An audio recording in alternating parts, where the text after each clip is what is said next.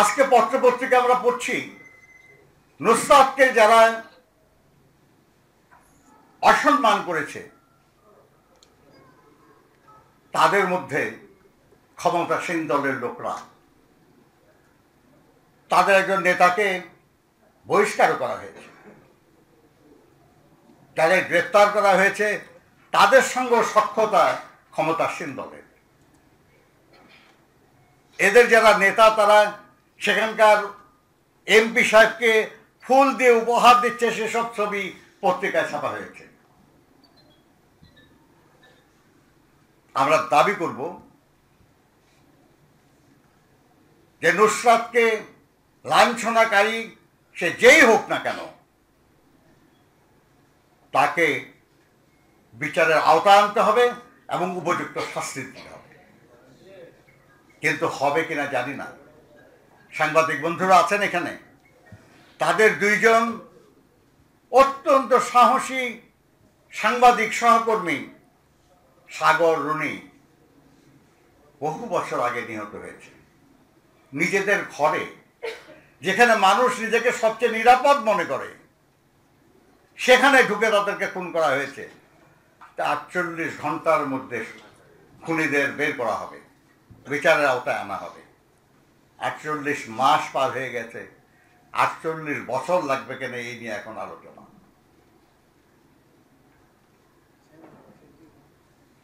বন্ধুরা আমার, এই যখন অবস্থা, সেই অবস্থায় আমরা এই স্বৈরাচারের হাত থেকে বাঁচার জন্য নানা কৌশল দিচ্ছি এবং এটা নিতেই হবে। রাজনীতিতে এটাই নিয়ম। 1996 সালে ক্ষমতায় এসে আওয়ামী লীগ আন্দোলন সংগ্রামের প্রয়োজনে অনেক কিছু বদলে যায়, অনেক কিছু ভুলে যেতে হয়, অনেক কিছু মেনে নিতে হয়, উদ্দেশ্য যদি ঠিক থাকে। এবং সেটা হলো গণতন্ত্র প্রতিষ্ঠা। যেই আমাকে যতখানি সহযোগিতা করবে আমি তার সেই সহযোগিতা নেব, কারণ আমি গণতন্ত্র পুনঃপ্রতিষ্ঠার লড়াই বিজয়ী হতে চাই। আমাদের একজন সহকর্মী যাদের সঙ্গে আমরা ঐক্য করেছি, আমি বুঝি না আর কি যে তারা এইটুক বুঝে কিনা যে আজও এখনো দেশনেত্রী বেগম খালেদা জিয়া এবং অ্যাক্টিং চেয়ারম্যান তারেক রহমানের সম্মতি ছাড়া আমরা কোনো কাজ করি নাই। করা সম্ভব না, এটা বুঝতে হবে আপনাদের। এখন তাদের চেয়েও যদি বিএনপিকে বেশি ভালোবাসেন কেউ এবং তাদের চেয়েও যদি নিজেদেরকে বেশি বুদ্ধিমান মনে করেন, আমার কিছু বলার নাই। কোথায় বাগেরহাটে নির্বাচন নিয়ে কি ঝামেলা হয়েছে না হয়েছে, আজকে কর্মজীবী দল জনসভায় আলোচনা সভায় এটা বক্তৃতার বিষয়বস্তু।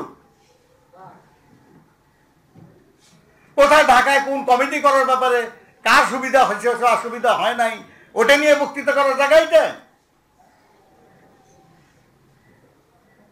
যারা উদ্যোক্তা,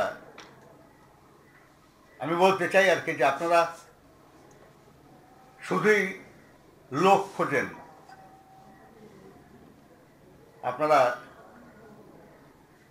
আপনাদের উচিত, যেটা দুদু বলেছে আর কি, যে আলোচনা সভা বিষয় ভিত্তিক হবে।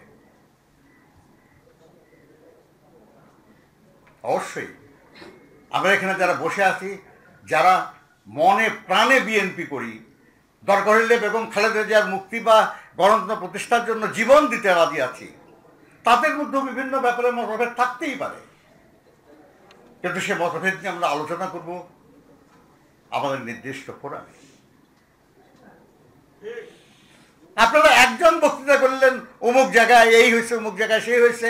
আমি বলি আগামীকাল এই পত্রপত্রিকায় আসবে, সরকার পক্ষীয় পত্রপত্রিকা বিশেষ করে, তারা আসবে যে এই নিয়ে আমাদের মিটিংয়ের মধ্যে অনেক প্রতিবাদ হয়েছে ইত্যাদি ইত্যাদি। কে প্রতিবাদ করছে, সে কতখানি গুরুত্বপূর্ণ, তার কথায় কি আসে আর যায়, সেটা তো বিবেচনা হবে না। ক্ষতি হবে দলের, চলমান আন্দোলনের। বন্ধুরা আমার, আমি মুক্তিযুদ্ধ করেছি। আমাকে আপনি অযোগ্য বলেন, অপদার্থ বলেন, আমি মানব যে হতে পারে আমার চেয়ে অনেক যোগ্য, অনেক ভালো, অনেক বুদ্ধিমান মানুষ আছে। কিন্তু আমার দেশপ্রেম নিয়ে যদি প্রশ্ন তুলেন, আমি মানব না। আমার এই 72 বছর বয়সেও দরকার হলে আমি মারামারিও করতে পারি। আমরা 3 ভাই ছিলাম সাবালক, 3 ভাই যুদ্ধে গেছে। আমার বড় ভাই যুদ্ধাহত মুক্তিযোদ্ধা, আমার ছোট ভাই বীর প্রতীক। আমার বড় বোনের হাজবেন্ডও যুদ্ধে উন্ডেড হয়ে দেশ স্বাধীন হওয়ার 2 মাস পরে মারা গেছেন। সেই আমাকে দেশপ্রেমিকের পরীক্ষা দিতে হবে কারো কাছে? মানি না। শহীদ জিয়া যেদিন থেকে রাজনীতি শুরু করেছেন সেদিন থেকে আছি তার সাথে। বেগম খালেদা জিয়াকে রাজনীতিতে নিয়ে আসার ব্যাপারেও আমরা কাজ করেছি এবং জীবনে কোনোদিন কোনোভাবে দলের দুঃসময়ে দলকে পরিত্যাগ করি নাই। অনেক লোভ লালসা অতিক্রম করেছি। সে আমাদেরকে যদি প্রশ্ন তোলেন এই দলের প্রতি আমাদের বিশ্বাস বা ভালোবাসা, কিংবা বেগম খালেদা জিয়ার প্রতি বিশ্বাস বা ভালোবাসা, তাহলে ওই আমার স্বাধীনতার পক্ষের প্রশ্ন নিয়ে যেমন করেন, আমি সেরকম প্রতিবাদ করব। আপনারা সবাই ভাই বোন, আমি জানি যে আপনারা সবাই দেশের নেত্রীকে কত ভালোবাসেন, কিন্তু এটাও তো দেখেছি যে ঠিক লড়াই যখন শুরু হয় তখন কতজন থাকে। একটা গল্পের মতো আছে আর কি, যে এক ছেলে আর মেয়ে দুইজনকে খুব ভালোবাসে, একজন আরেকজনকে করে নাই। তিনি কোনো দুর্নীতির সঙ্গে যুক্ত ছিলেন না। তার অত্যন্ত ঘনিষ্ঠ সহকর্মী হিসাবে এই কথা আমরা জোর দিয়ে বলতে পারি এবং আদালতে যেসব সাক্ষী প্রমাণ সেটা তারা প্রমাণ করতে পারি, কিন্তু তাকে জেল দেওয়া তো বন্ধ করতে পারি না। কারণ আজকে আইন বিভাগকে পর্যন্ত সরকার তাদের অধীনস্থ করে ফেলেছে। এটাই ফাঁসিবাদের চরিত্র, তাই করে তারা। আজকে আমরা রাজনীতি করব বিএনপি, আমার প্রতিপক্ষ হবে আওয়ামী লীগ, কিন্তু আজকে তো আমার প্রতিপক্ষ আওয়ামী লীগ না, আমার প্রতিপক্ষ হলো পুলিশ, র্যাব, বিজিবি। আমি যখনই একটা মিটিং করতে চাই, একটা মিছিল করতে চাই, আমার সামনে তো আওয়ামী লীগের লোকরা দাঁড়ায় না। এই যে রাষ্ট্রকে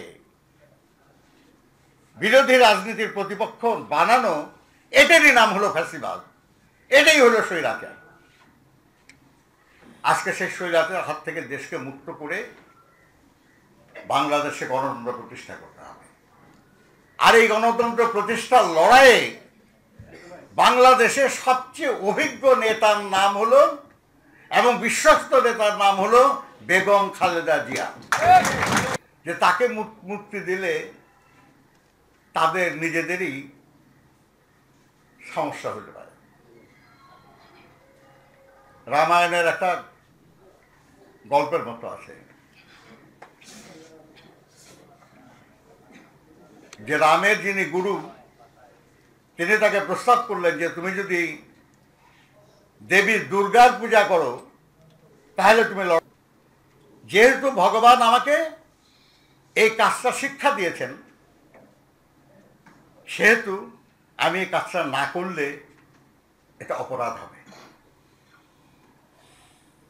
এখনো আমরা রাবণকে ভিলেন জানি, কিন্তু বিশ্বে বহু জায়গায় রাবণের পূজা করা হয় এখন। আপনারা অনেকে হয়তো দেখেছেন আর কি, তার মূর্তি বিভিন্ন এয়ারপোর্টে, বিভিন্ন জায়গায় তিনি আসছেন, এই কাজটা করেছিলেন। এবং পূজা রাবণের মতো তো আজকে আমাদের প্রতিপক্ষ সরকারকে আমরা দেখি না। বেগম খালেদা জিয়া দারুণভাবে অসুস্থ, বয়স 74 বছর, মহান স্বাধীনতার ঘোষকের স্ত্রী, সাবেক সেনাপ্রধান, সাবেক রাষ্ট্রপতির স্ত্রী, 3 বারের প্রধানমন্ত্রী, 2 বার বিরোধী দলীয় নেতা, অসুস্থ। এই অসুস্থ মানুষটার যেখানে সুচিকিৎসা হবে, যেভাবে উনি চাইবেন সেরকম একটু চিকিৎসার ব্যবস্থা করা কি এতই কঠিন? ন্যূনতম উদারতা যদি সরকারের মধ্যে থাকে তাহলে তাকে জামিনে মুক্ত করে দিতে পারে। তার মামলা যদি প্রত্যাহার নাও করে জামিনে মুক্ত করে দিতে পারে, কারণ জামিনে বাধা তো দেয় অ্যাটর্নি জেনারেল অর্থাৎ সরকার, জামিনে বাধা দেয় অ্যান্টি কারাপশন কমিশন, সেটাও সরকার। কাজে সরকার যদি বলে যে আদালত কি বলবে আমি জানি না, এটা তো মানার উপায় নাই। আদালত তো অ্যাটর্নি জেনারেলের মতামত নেয়, অ্যাটর্নি জেনারেল যদি আপত্তি না করে বাধা না দেয় তাহলে তো জামিন হওয়াতে কোনো সমস্যা নাই, 2 দিনের মধ্যে জামিন হয়ে যাবে, 3টা মামলা বাকি আছে তার জামিন হওয়ার। কিন্তু ওইটুকু উদারতা আমরা সরকারের মধ্যে দেখছি না।